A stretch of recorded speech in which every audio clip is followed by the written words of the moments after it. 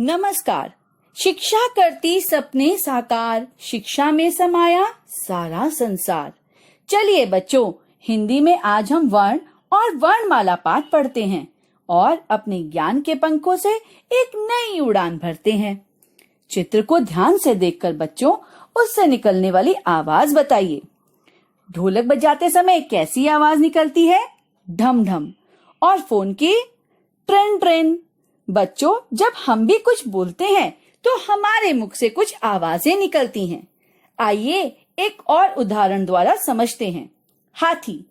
हाथी शब्द बोलते समय हमारे मुख से 4 ध्वनियां निकलती हैं। ह, आ, थ, ई। क्या हम इसके और टुकड़े कर सकते हैं? नहीं ना, क्योंकि ये सबसे छोटी ध्वनियां हैं। भाषा की ये सबसे छोटी ध्वनियां ही वर्ण कहलाती हैं। आइए जानते हैं वर्ण की परिभाषा। भाषा की वे छोटी से छोटी ध्वनि जिसके और टुकड़े नहीं किए जा सकते हैं उसे वर्ण कहते हैं। जैसे आ, ई, उ, क, ख, ज, न, ल, ह। बच्चों, वर्णों को जोड़कर शब्द बनते हैं। जैसे स, उ, र, अ, ज, अ, सूरज। और शब्दों को जोड़कर वाक्य बनते हैं। जैसे सूरज पूर्व दिशा से निकलता है। इसी के आधार पर वर्ण के 2 भेद होते हैं, स्वर और व्यंजन। तो आइए समझते हैं स्वर और व्यंजन किसे कहते हैं। स्वर, जिन वर्णों को बोलते समय हमें दूसरे वर्ण की सहायता नहीं लेनी पड़ती उसे स्वर कहते हैं। स्वर 11 होते हैं। आइए उनका उच्चारण करें। अ, आ, ई, उ, री, ए, ओ, औ। व्यंजन, वे वर्ण जिन्हें बोलते समय स्वर की सहायता लेनी पड़ती है उन्हें व्यंजन कहते हैं। व्यंजन 33 होते हैं। बच्चों, सामने लिखे व्यंजनों का उच्चारण वर्ग के अनुसार अब हम करेंगे। कवर्ग, क, ख, ग, घ, अंग। चवर्ग, च, छ, ज, झ, ञ। टवर्ग, ट, ठ, ड, ढ, ण। तवर्ग, त, थ, द, ध, न। पवर्ग, प, फ, ब, भ, म। अंतस्थ, य, र, ल, व। ऊष्म, श, श, स, ह। बच्चों, व्यंजन लिखते समय ध्यान देने वाली बात यह होती है कि जब कोई व्यंजन बिना स्वर के लिखा जाता है तो उसके नीचे तिरछी रेखा लगाते हैं जिसे हल चिन्ह कहते हैं।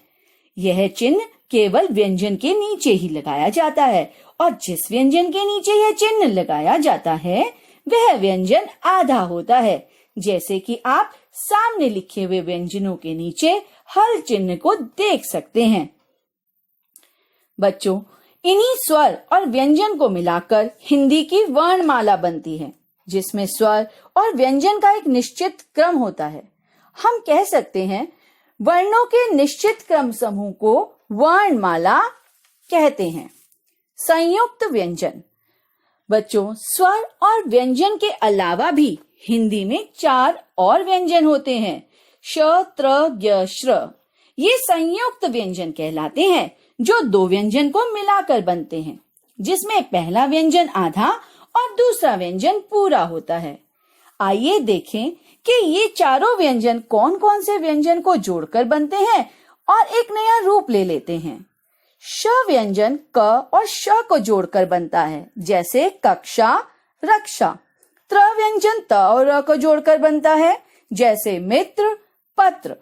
ज्ञ व्यंजन ज और ञ को जोड़कर बनता है, जैसे यज्ञ, ज्ञान। श्र व्यंजन श और र को जोड़कर बनता है, जैसे श्रम, आश्रम। इसके अतिरिक्त बच्चों, हिंदी की वर्णमाला में कुछ अन्य ध्वनियां भी हैं। आइए उन्हें उदाहरण द्वारा समझते हैं। पहली ध्वनि है अनुस्वार। अंग को अनुस्वार कहते हैं। इसका चिन्ह सामने बना हुआ है। इसका उच्चारण नाक से किया जाता है। आइए कुछ उदाहरणों का उच्चारण करके इसे और अच्छी तरह समझते हैं। बंदर, पतंग, डंडा, जंगल, झंडा, अंडा, गेंद। विसर्ग, अंग को विसर्ग कहते हैं।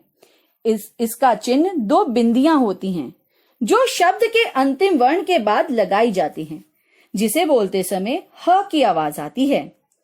प्रातः, अतः, नमः, प्रायः ये कुछ विसर्ग के उदाहरण हैं। तीसरी ध्वनि है अनुनासिक। अनुनासिक का चिन्ह चंद्र बिंदु होता है, जिसका उच्चारण गले और नाक से किया जाता है। चलिए बच्चों, कुछ अनुनासिक शब्दों का उच्चारण करके इसे और अच्छी तरह समझते हैं। आंख, मूंछ, कांच, मुंह, अंगूठा, मां, चांद, दांत। अब हम पढ़ेंगे आगत वर्ण। आगत का अर्थ है आया हुआ। हिंदी भाषा में दूसरी भाषा के वर्णों का भी प्रयोग होता है, इन्हें आगत वर्ण कहते हैं। आइए पढ़ते हैं वे आगत वर्ण कौन कौन से हैं। अ अंग्रेजी भाषा का वर्ण है, इसका प्रयोग हिंदी में भी किया जाता है, जैसे copy, toffee, coffee, ball, chocolate.